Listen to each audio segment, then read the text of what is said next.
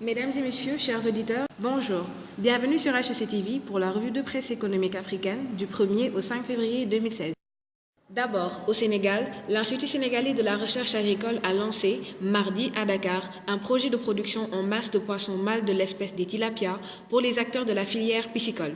Le projet vise le transfert de technologies et la diffusion de ces acquis auprès des acteurs de la filière piscicole, comme l'Agence nationale d'aquaculture, l'Agence nationale d'insertion et de développement agricole et les promoteurs privés de la vallée du fleuve Sénégal.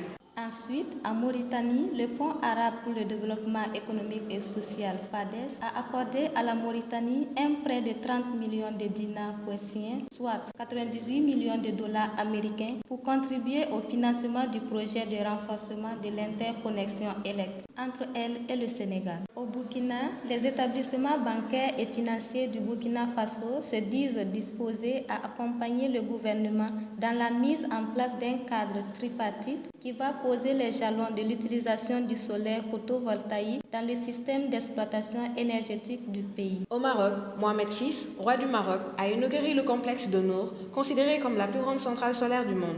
La centrale située dans la ville d'Ouarzazate devra dès 2018 produire plus de 580 MW et approvisionner en électricité plus d'1 million de Marocains. Gabon, le navire Modern Express, à la dérive au large des côtes françaises et espagnoles, avant d'être remorqué avec succès, n'a pas chargé de bois sous forme de grumes au port d'Owendo, où il était en transit du 11 au 15 janvier en provenance de Bata, en Guinée équatoriale, a déclaré mardi le ministre gabonais de l'économie.